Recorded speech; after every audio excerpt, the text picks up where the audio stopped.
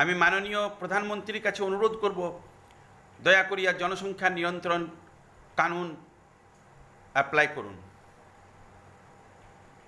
নচেত ভারতবর্ষের জনসংখ্যা বেড়েই চলেছে।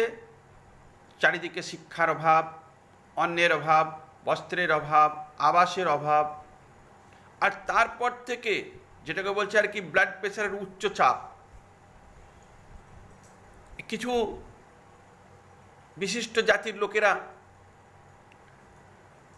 10টা করে বিবি, 15টা করে বিবি, মানে বিবি রাখার কোনো সীমা নেই, আর 2-3টে করে ছেলে, মানে একটা মানুষের 40টা 50টা করে বাচ্চা।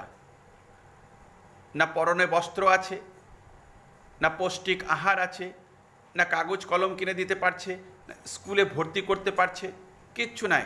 শুধু জনসংখ্যা বৃদ্ধি করো, দেশের অবনতি করো, দেশের অমঙ্গল করো, বাস এই দুর্নীতি, এই হচ্ছে বিচার, এই হচ্ছে পলিসি। লোকে মারো, কাটো, খুন করো, ডাকাতি, চুরি, লম্পট, ট্রেন লুট, স্ন্যাচিং, চেন স্ন্যাচিং, বাম্পার, এইসবই কেবল।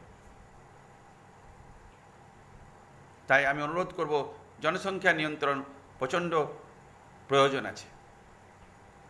একদিন 3টে বন্ধু মিলে গল্প করছে, গল্প করতে করতে হঠাৎ এক বন্ধু বলছে, জানিস আমার বউয়ের না 2টো বাচ্চা হয়েছে। ও জুড়ওয়া ফিল্ম দেখতো, আর জুড়ওয়া ফিল্ম দেখেই 2টো বাচ্চা হয়েছে। তখন আর একটা বন্ধু বলছে, তাই নাকি? তার জন্যই আমার 3টে সন্তান। আমার বউ ওই 3 ইডিয়েট দেখতো। তখন একটা বন্ধু উঠে দৌড়ে পালাচ্ছে। তো 2টো বন্ধু বলছে, তুই কি হলো, দৌড়ে পালাচ্ছিস কেন? তখন ও মুখ ঘুরে বললো, চুপ, তোরা জানিসই না, আমার বউ প্রেগনেন্ট আছে বাড়িতে, ও আবার আলিবাবা 40 চোর দেখছে, আলিবাবা 40 চোর।